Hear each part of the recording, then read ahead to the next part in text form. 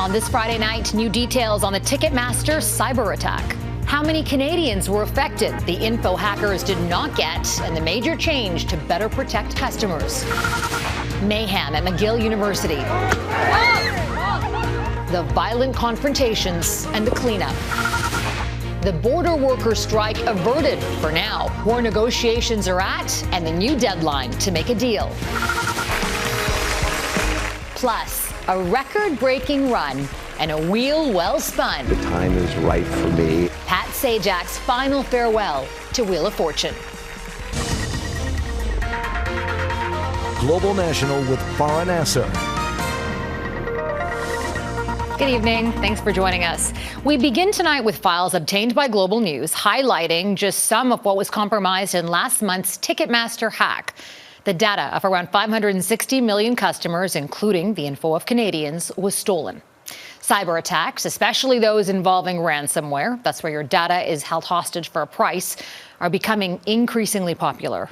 Last year, organizations paid out more than $1 billion in cyber ransoms, hitting a record high. The largest known payout by a single company is around $40 million. In our top story tonight, Mike Drolet looks through some of the files from the Ticketmaster breach and explains what changes are reportedly in the works to protect consumers. ShinyHunters are a secretive yet ruthless collection of hackers that scour the web looking for vulnerabilities. Nearly 3 weeks ago, they gained access to a massive amount of data in Ticketmaster's internal systems, which was then offered up for sale online for $500,000. Ticketmaster has not responded to inquiries, but the hackers claimed to have the personal information of 560 million customers worldwide, including Canadians. A cyber expert who Global News has agreed not to identify showed us a portion of the breach. One of the files, called Sales Ord, contained 10,000 entries that included customers' full names, addresses, emails, and home countries, the majority of which are American, but at least 527 are Canadian. Another file, called Sale Ord Deluxe HDR, contained no names, but full addresses, including 696 in Canada. And a third file included partial credit card details, but no names. By concealing full credit card details, experts say the most sensitive information was prevented from falling into the hands of hackers. But scammers could still use what was stolen as a gateway to get personal banking information. What we often see in these big breaches is unrelated third-party scammers trying to take advantage of them.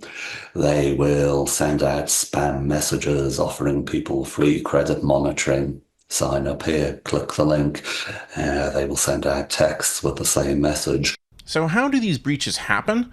Data warehousing giant Snowflake, whose clients include Ticketmaster, are reportedly changing their policy by no longer making multi-factor authentication optional.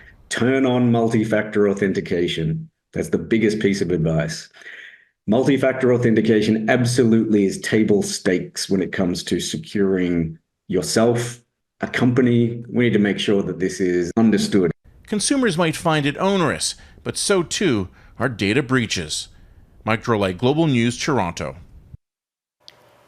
And 3 months after Canada's financial watchdog FinTrac was hit by a cyber attack, a key reporting tool is still offline. Experts say the outage has created a major blind spot for identifying money laundering and other serious crimes. And while FinTrac says it's found a workaround for most submissions, critics say the intelligence gap is significant. Carolyn Jarvis reports. It's estimated billions of dollars in dirty money are laundered in Canada every year. Profits from organized crime like car thefts, the opioid crisis, and firearms trafficking. But a key tool for tracking that money and stopping those criminals has, for months, been offline after FinTrac, or the Financial Transactions and Reports Analysis Centre of Canada, was hacked. This is an incredibly serious issue. The importance of this gap in intelligence can't be understated. Once it was discovered someone was inside, FinTrac took their system offline, including a key website that thousands of companies use to report suspicious transactions. This is not just about accountants counting beans. This is about keeping Canadians safe and secure. So what we're talking about here is combating organized crime, We're talking about combating terrorist networks. FinTrac says it found no evidence that information was lost or that data was removed in the cyber attack, and has created a new filing system for major reporters, which provide approximately 96% of the reporting. But it's in the gap which remains some find reason for concern. That other sliver, that other 5%, that's like 30,000 suspicious transaction reports a year, right? We've seen throughout BC the impact on house prices and the laundering that's happening through real estate brokerages. We've seen how international remittances have been exploited to be able to facilitate human trafficking, to be able to facilitate fentanyl trafficking, to be able to, move the money of folks that have stolen cars. Each suspicious transaction report matters. FinTrac, whose own YouTube videos stress the importance of this reporting, FinTrac can only build its financial case when transactions are reported. Says between April and June it's been working to fix its web reporting system, but didn't provide a precise date for when it will be fully restored. Carolyn Jarvis, Global News, Toronto.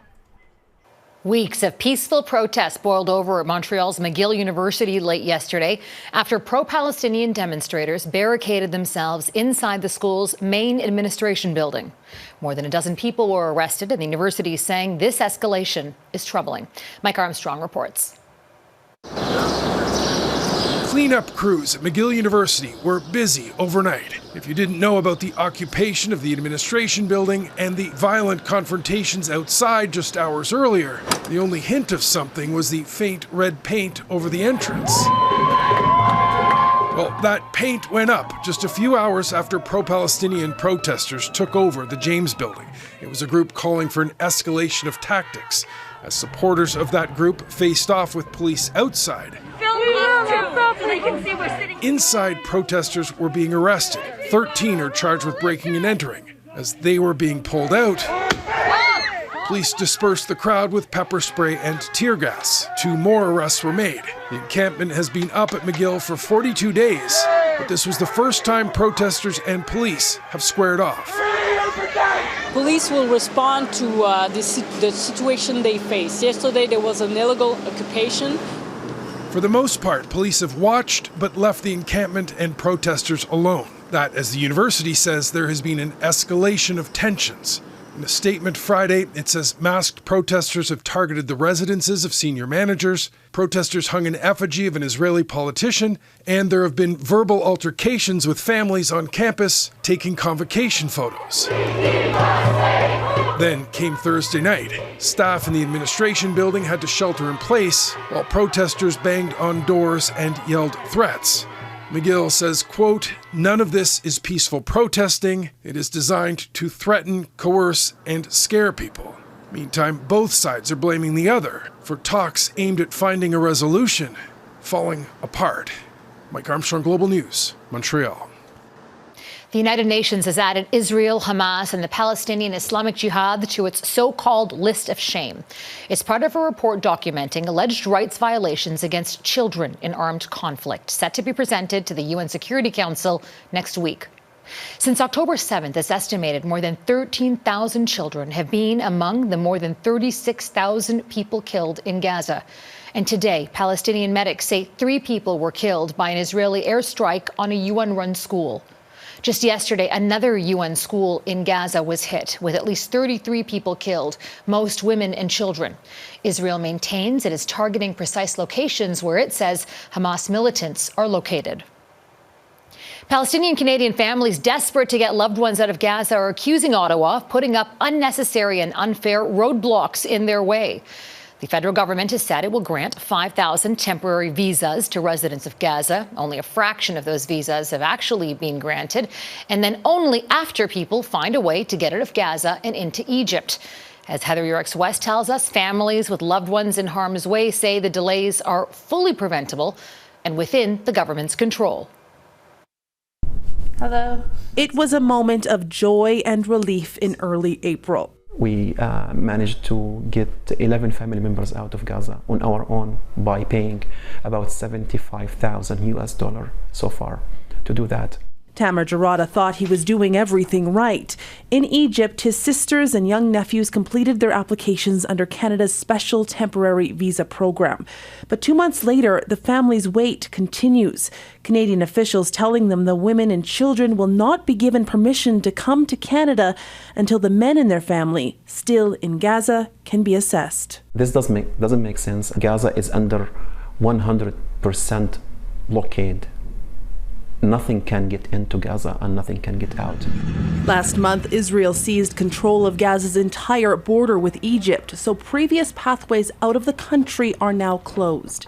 In a statement, Immigration, Refugees and Citizenship Canada said an individual's admissibility can be affected by the admissibility of their family members. Normally, whether or not a family member is inadmissible only comes into the equation if you're trying to apply for permanent residence. Canada's special visa program has been plagued with problems since it was announced. 6 months in, and only 283 visas have been issued. The minister and the government have quite a lot of discretion.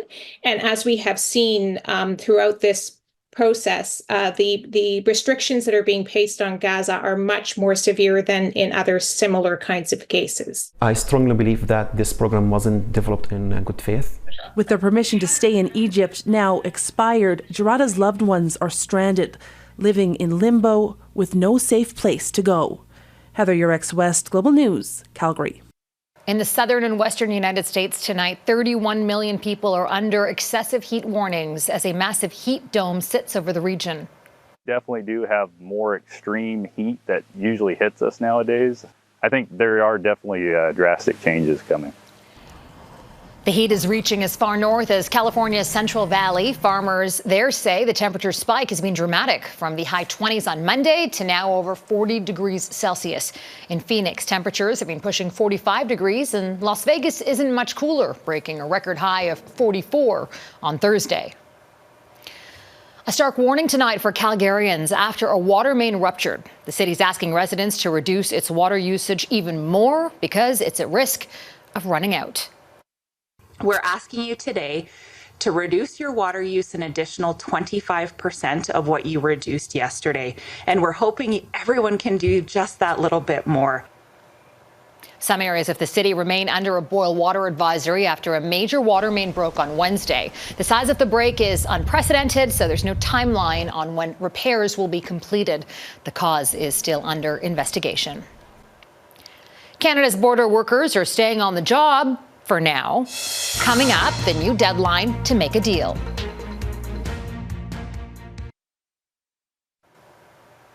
Border workers now have a few more days to hammer out a deal to avoid a strike. Last-minute talks led to a delay in looming job action for 9,000 employees with the Canada Border Services Agency.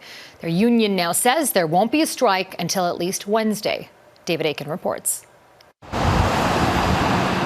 The world's longest undefended border is also one of the world's busiest. Every day, $3.5 billion worth of goods crosses the land border between Canada and the U.S. At Canada's ports, thousands of containers arrive every day from foreign markets, while Canada's airports handle hundreds of international flights a day filled with passengers and cargo. And all of that is overseen by 9,000 frontline border officers. Border officers whose union have committed to take what's known as a job action if their contract demands are not met. That job action would most likely consist of slowing all that inbound commercial traffic, causing potential economic harm to force the federal government's hand. At the Windsor-Detroit border, where $400 million worth of goods crosses every day, businesses need that border to operate normally. For us, it is a lifeline. It is extremely important that the border continues seamlessly. The movement of goods, the movement of people, that needs to continue because we rely on that. The union is looking for wage gains, protection from automation and contracting out, and provisions to do some work from home. Union leaders say the membership voted 96% in favor of taking job action. They've been without a contract for 2 years. The last time unionized CBSA employees engaged in job action in support of contract demands was 2021. The job action then was effective enough that an agreement was reached in less than a day. David Aiken, Global News, Ottawa. The day after D-Day, ahead, remembering an Indigenous Canadian soldier captured and killed by the Germans.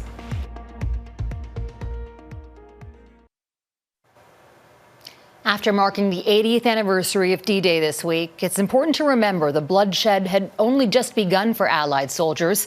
And on this day, back in 1944, a company of Canadian troops also fell victim to war atrocities. They became German prisoners of war before being executed by Nazi troops. Heidi Petracek spoke to a grandson of a Mi'kmaq soldier who died among them. When soldiers poured from the boats on D-Day, those in the North Nova Scotia Highlanders had a specific mission to take over an airfield 18 kilometers away. He wanted to go there as a Mi'kmaq warrior and make a difference. Troy Paul's grandfather, Charles Doucette of Membertou First Nation, was among the troops pushing towards the airfield. But on June 7th, just 6 kilometers from their goal, they were intercepted by the Germans. And they take out all the heavy artillery, and then the rest of the unit comes out from being hidden and starts attacking the Canadians. The company had to surrender to an infamous regiment made up of Hitler Youth and were taken to the French abbey that had become their headquarters. There, members of the 12th SS Panzer Division executed 20 prisoners, including Doucette. And unfortunately, him and the others were all taken in turn and basically interrogated and then all shot in the back of the head. The commander of the 12th SS Panzer Division was caught after the war, and he was tried by the Canadian War Crimes Commission in connection with the massacre. He was found guilty and first sentenced to death, a sentence that was then changed to life. After serving 5 years in a Canadian penitentiary, Kurt Meyer was sent back to serve out his sentence in West Germany. But in 1954, controversially, Canada agreed to his release. The events at the Abbey d'Ardennes are one of the worst atrocities that happened against the Canadians. There is a memorial at the Abbey in France. Paul visited with his mother, Marie, one of the 4 daughters Doucette left behind before she died last year. And on this side of the Atlantic, Doucette is remembered as part of D-Day displays in Halifax. He just means a lot to our family. I'm just really thankful and just really proud. When Doucette was killed, he was 31 years old. Thanks to his family, his story endures long past his age. Heidi Petracek, Global News, Halifax.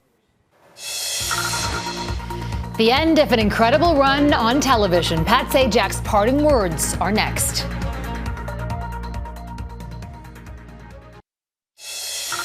What an incredible and unforgettable journey we've had. And I've enjoyed every minute of it with you. That's Wheel of Fortune co-host Vanna White paying an emotional tribute to Pat Sajak as the game show's host of more than 40 years heads into retirement. After more than 8,000 episodes, the 77-year-old's final episode airs tonight. Thank you for allowing me into your lives. Every time we taped a show, I met 3 new people from all parts of this wonderful country and the world who were kind and considerate, who rooted for each other. In the end, they were the real stars of the show. To my professional other half, dear Vanna, like me, she takes the show very seriously, but not herself. I shudder to think what these 40-plus years might have been like had they brought someone in all full of themselves playing the prima donna role. Thank you all so very much, and goodbye. Sajak also took the time to thank his coworkers and his family. Ryan Seacrest will join Vanna White this fall as Wheel of Fortune's new host. It has been 3 decades since a Canadian team won the Stanley Cup. Now, the Edmonton Oilers are the team with a chance to break that drought. Game 1 of their series against the Florida Panthers gets underway tomorrow. Now, most Canadians are fiercely loyal to their favorite teams, but as Eric Sorensen reports, the Oilers may get a bandwagon boost in the finals.